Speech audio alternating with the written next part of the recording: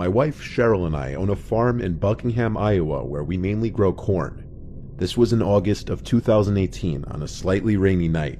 Cheryl and I have both spent our entire lives in the farm life. It's really all we know. Of course, farm life in Iowa means lots of space and very few people. Our closest neighbors, George and Kenny, were each about half a mile away in opposite directions, also farmers. With not much else going on around here, it's easy to become friends with your neighbors. We often have George and Kenny and their wives over and vice versa. On this one otherwise normal weekend night, we had George and his wife over for drinks. We all got pretty drunk while playing board games. They left around 11. Luckily, it's a 30-second straight line of a drive home. We continued to drink some wine as we watched one of our favorite movies. We were starting to get tired. We were definitely feeling the effects of the wine. We were most likely just going to fall asleep on the couch cuddled up together when there was a knock at the front door. A knock at the door at this hour was unusual. In fact, it never happened before. But accompanied with the knocks, we thought we could hear a voice say something. I lowered the volume of the TV. We waited for it to happen again. Like 20 seconds later, another set of knocks at the door, followed by a muffled voice saying we need help. I was about to get up and open the door when Cheryl shook my arm, and I looked at her, and she made a face and shook her head no. I whispered, "I'm just going to ask who it is." She replied I shouldn't let them know we're home, but odds are they already knew we were home. I went over to the door and asked, "Who is it?" The voice on the other side said through the door, "Oh, thank God, can you open up? We're lost." I said, "Who's we?" The voice said back, "My wife and I." I replied, "Can your wife say something?" There was a silence for a few seconds. I followed it up with, "Did you hear me?" The same voice said back, "Yeah, but she's not next to me right now."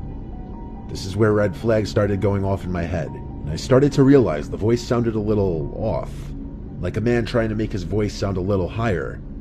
I laughed and said, "George, is that you?" George is a big goof, and him being drunk, it wouldn't be unheard of for him to do something like this. The voice said back, "Yeah," in a slightly deeper voice now.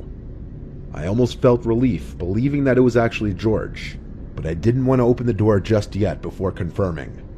Having someone knock on your door out here late at night claiming to be lost doesn't happen. It's not a thing, and it's an immediate cause for alarm. I said through the door, "Prove it, what's your wife's name?" A now unfamiliar voice said back, "That's a trick question."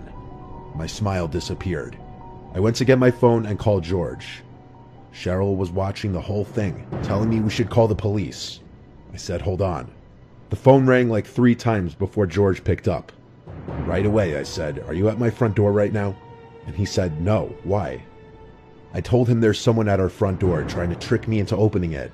He said he'll hurry right over, and we hung up. Keep in mind all of us were still drunk during this. There were knocks again at the door. I yelled, "I have a shotgun waiting for you if you don't leave here now." The voice said back, "We're just trying to use a phone, that's all we need." Cheryl called 911, which out here it takes an extremely long time for an officer to arrive on scene. We heard footsteps walking around our wooden deck that wraps around the house. A couple sets of footsteps, actually. They stopped at one of our windows, which had the blinds closed, and we heard one of them attempting to lift the window open. This caused Cheryl, who was still on the phone with 911, to scream, "Leave us alone." I followed suit and screamed at the top of my lungs to get the fuck out of here or I'll shoot you. It took me that long to think to run upstairs to grab my shotgun from the closet. Literally a few seconds later, there were more pounds at the door, and this time it was actually George's voice yelling, "Open up." I let George in, who also brought his shotgun. He said he didn't see anything or anyone as he pulled up. He stayed with us until a police officer came to the house. He did a quick little scan of the property with us, then left. We took heed of his advice in installing a camera in the front and back. Surprisingly, something we never thought of until this incident. Still gives me chills that all that was keeping out whoever was on our front deck that night was a wooden door.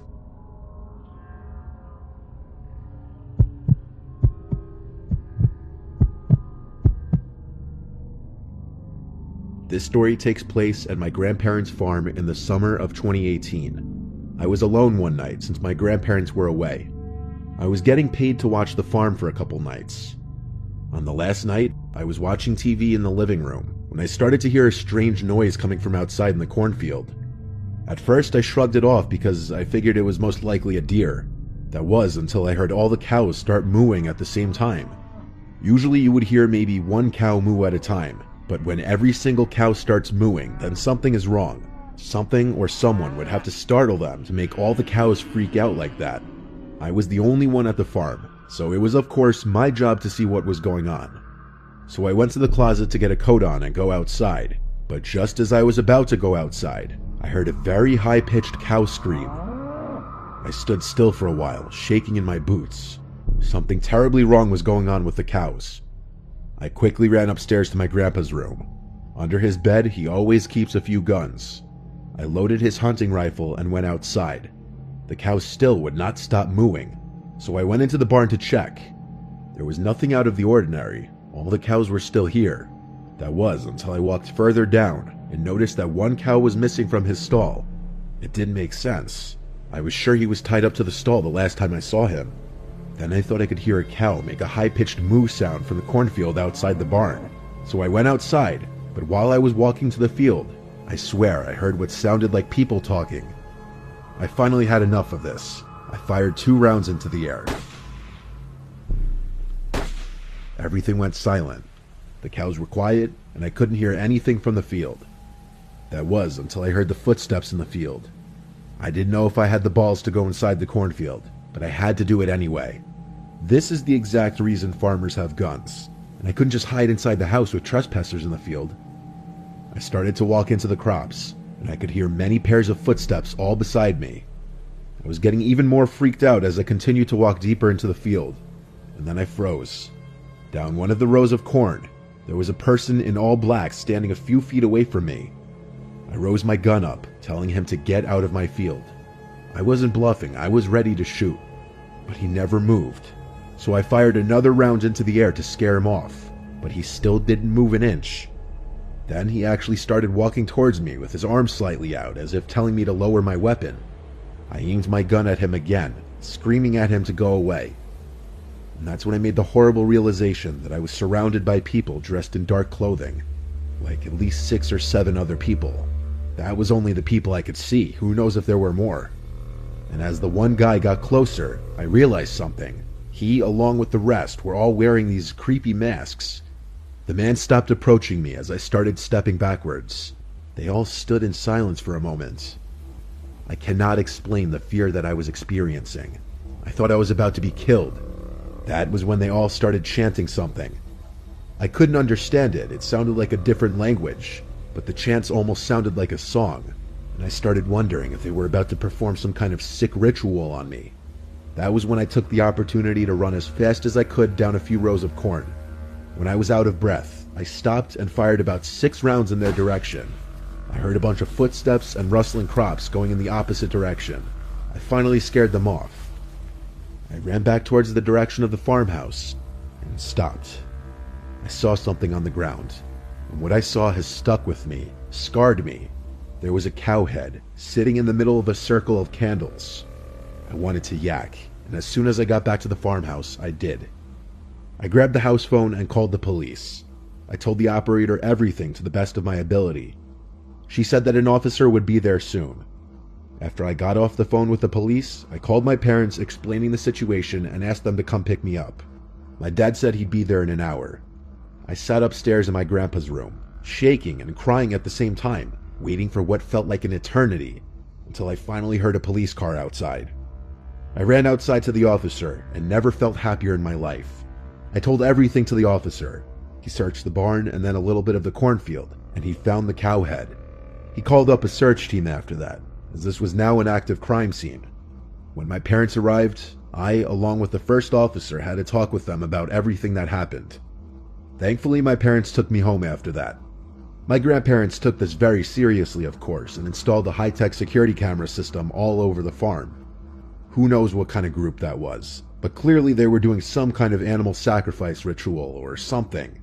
I just happened to be the unlucky one home alone on the farm they chose to do it at.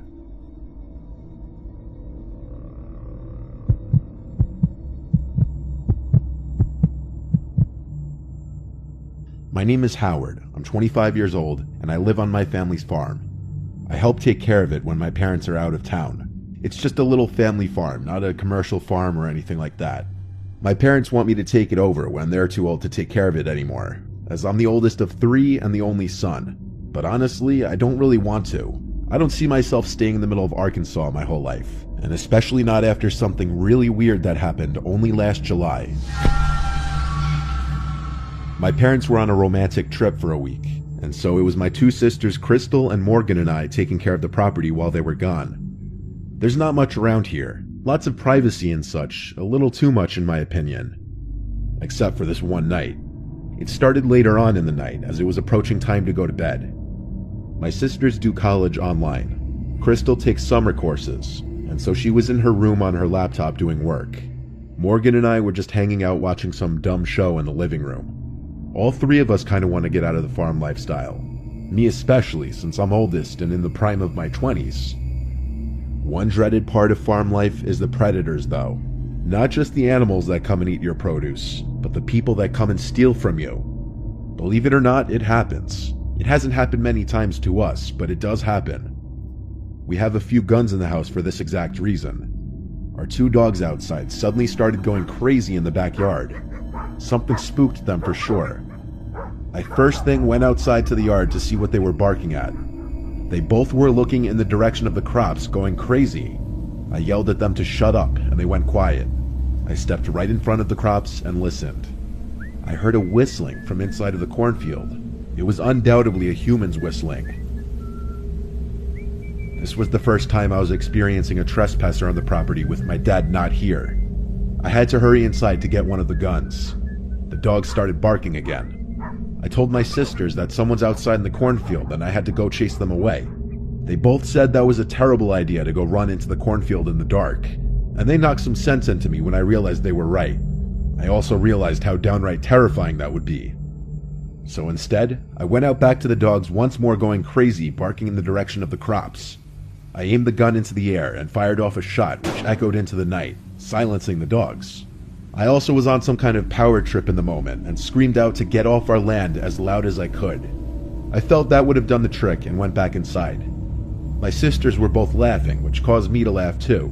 But our little laugh amongst each other didn't last long, because the dogs started going crazy again, even crazier this time.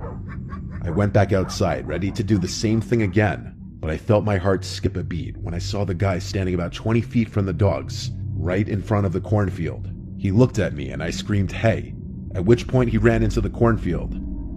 I started running over and fired another shot into the air. I stopped by the dogs. There was no chance in hell I was going in there. I wasn't about to leave the dogs out here either. I unclamped their chains from the hooks and brought them inside the house. I told my sister someone was sneaking around in the cornfield. So what did we do? We called our dad. He told me I had to be the man of the house and protect my sisters. He recommended I fire another warning shot outside if whoever it was came back. After this, we all just gradually went to our respective rooms. My sisters each brought one of the dogs in their rooms and I brought the gun in my room, just because we were all a little spooked by this. I had the window open, and as I was laying in bed watching a movie on my laptop, I heard a whistling from outside.